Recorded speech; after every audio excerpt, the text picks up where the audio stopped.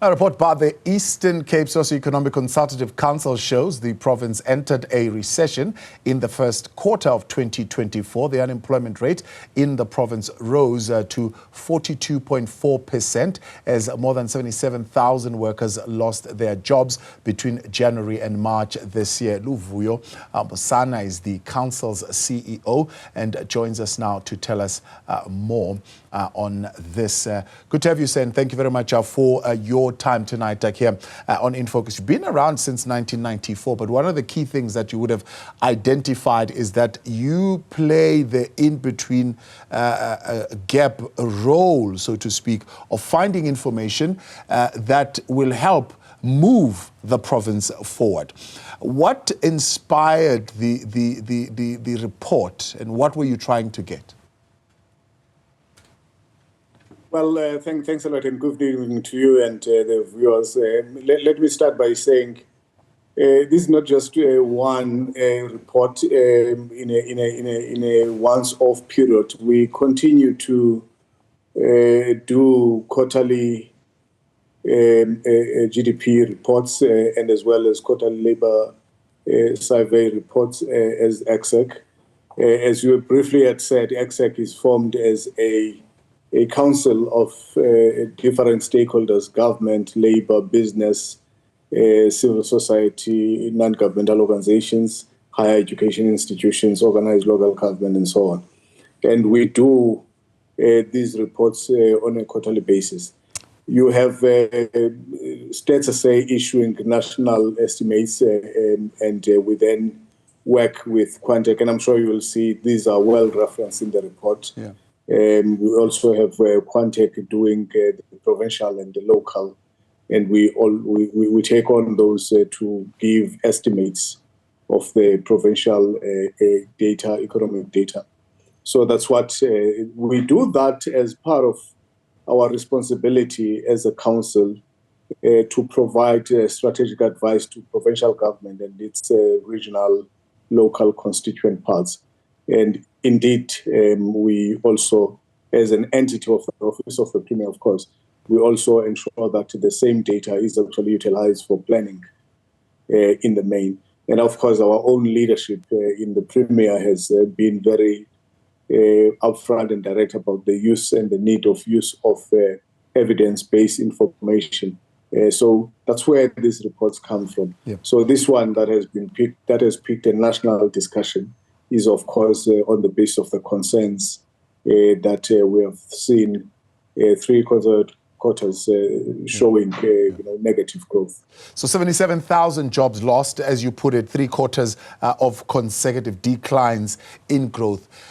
Did it come as a surprise for the council, or has there been a trend that you've been monitoring and therefore you could have used your tools to have predicted this kind of outcome?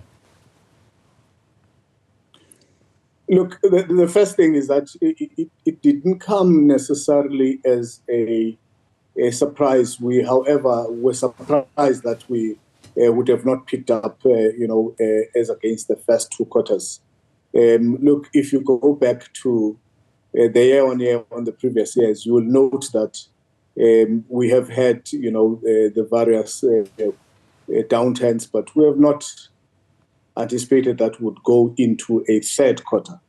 And of course, again, when we dig down to data, we're also getting a revelation that indeed a number of very important factors are actually informing the situation. And those would include, amongst others, what we call the inflationary drivers, which cause this particular problem. And those include what you call the persistent inflation pressures, your input cost volatility, and so on. And we're saying, indeed, these are really telling us that the challenge needs to be addressed in many different ways. And amongst those, of course, is really reducing the cost of importation of goods into the province, right, by improving our freight logistics and so on. So, I mean, exactly, that's where I was going to come to, because then the next question becomes, when you look at the real-time data, Is there something that the stakeholders, being government in particular, could have done here administratively, something that they could have done performance-wise, both at provincial and local level, that would have been key to coming out with different results in the third quarter? Yes, indeed, government is doing quite a lot at the provincial level to improve this. You would note in the different state of the province addresses, and as well as the follow-throughs to those which we also happen to have the opportunity to look at. The province is addressing all of these logistic issues. For example, there are projects underway which are about dealing with the freight rail, connectivity of the province between itself and the other provinces. Of course, you might be aware about the road infrastructure that has been put in place as part of addressing that. And yes, the discussion with municipalities and for municipalities to look at their incentive structures is part of what government is engaging in looking at, and to ensure that indeed these are being addressed. And this is why some of us would believe that with all of the efforts combined with the investment attraction that has come from the two investment conferences that the province convened, which account for 200 billion declared commitments by investors, there definitely is a light at the end of the tunnel, which accompanied, of course, by all of the incentives I'm talking about. There would be a definite change and not maintenance of a continued negative growth. Are they the right solution for a rapid problem-solving type of design? I mean, you speak of road infrastructure. We know the MEC has spoken, the Premier even has spoken at length about that. Investment, for example, in the airport, some investment in, as you put it, in the investment conference. Is that the right kind of thing? Because sometimes we have these conferences where people make pledges and people say, well, we never really see. People are having conferences for the sake of ticking a box and saying, well, we had an investment conference, or launch a road and say, well, we are investing in roads. Are these the kind of solutions that are required to solve the problems? Well, all solutions, if not accompanied by sequencing the implementation task, which I'll call getting into where the devil is, which is the detail, at looking at the actual how. Remember, every other question you ask in dealing with a problem, if you don't answer the how properly, you then aren't able to resolve the problem. But certainly, provincial government, as I have the opportunity of engaging and being part of the planning discussions, yes, is answering the questions, including putting in place systems of monitoring, projects. For example, a Kauleza portfolio management office has been established as part of that responsibility, and as well as institutionally, the Premier has put in place what you can call a crack team, or what is called the project, provincial project support unit, which is all about unblocking and helping to ensure that projects are driven in good time and able to achieve their impacts. Yes, results are not going to be, particularly with the major infrastructure projects, are not going to be shown instantly, but certainly there is a greater focus. I do know that, for example, there is a discussion about what are the game-changing projects that will help us create major employment by maximizing value chains and beneficiation within those projects. All of those combined, I'm quite confident that they are indicative of seriousness of the provincial government to deal with the matter. We might also even look just in terms of the spending patterns. There is what has been established in the province called the Provincial Infrastructure Coordinating Council. In the technical part of that structure, we are aware that there is major strides in respect of expenditure in projects, which then indicates that projects would be delivered and are being delivered timelessly. So part of the focus for the outcomes in the 5-year, I believe you work in 5-year gaps, so you're looking at 2020, 2025. But one of the areas that you would have wanted to look at is the effective support intervention that contributes to the structural transformation of the economy that is facilitated. Now, one of the issues that the report seems to point to is the lack of meaningful support to the construction sector as far as tackling the question of mafias is concerned. What do you find is happening there?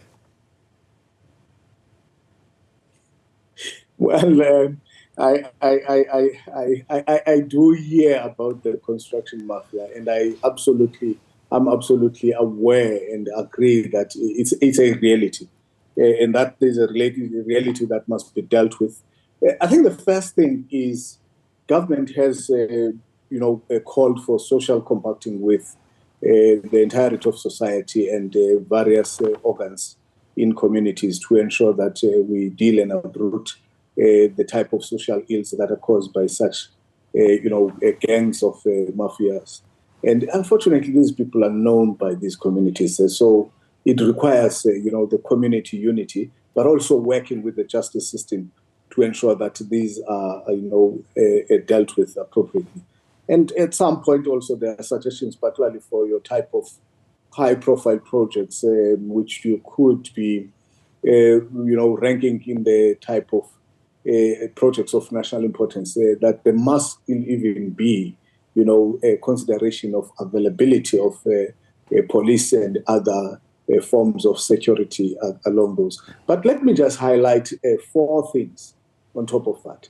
The high cost of input, the high input costs in this construction, they have quite a major distortion, for a number of projects. And that's something that data shows us.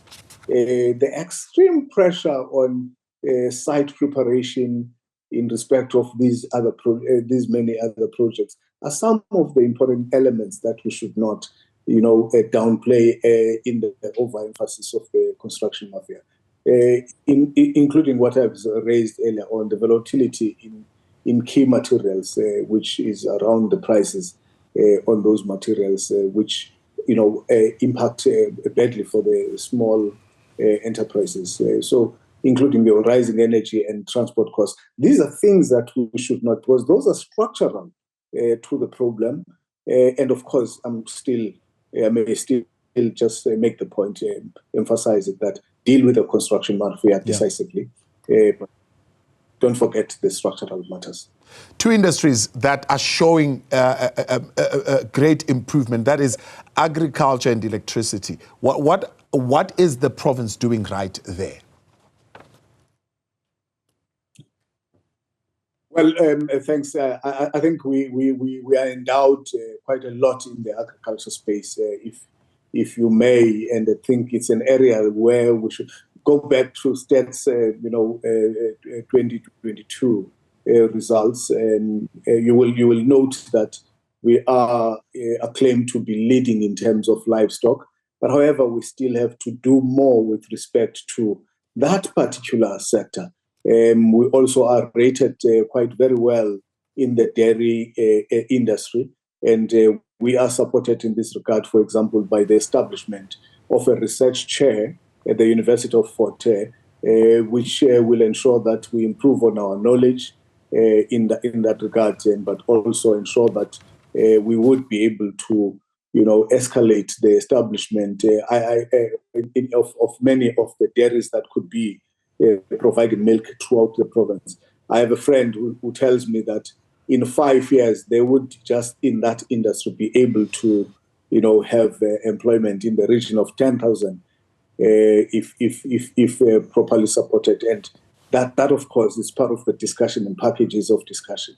And if you just talk of livestock again, as I mentioned, if you look at the value chains, which include your proper breeding and establishing of proper feeds in respect of breeding your beef categories of your cattle, and you definitely would be able to then look at exporting in that regard. So there is quite a lot that is taking place already. We have very good citrus in the space of fruits, which we are competing quite very well internationally. We are also rating quite well in wool. So those industries, indeed, they are doing well, and we can say we want them to do more, because agriculture in the province is a critical game changer and needs to be given all of the support to be able to multiply further. Luvuyo Mosana, appreciate your time. Thank you very much for coming on, CEO of the Eastern Cape Socio-Economic Consultative Council, there on those latest numbers coming out of the Eastern Cape province in the third quarter, showing a recession. 77,000 jobs would have been lost. Only two sectors doing well, that of agriculture and electricity. Right, let's take a break. What's making news tonight on In Focus when we return? Stay with us.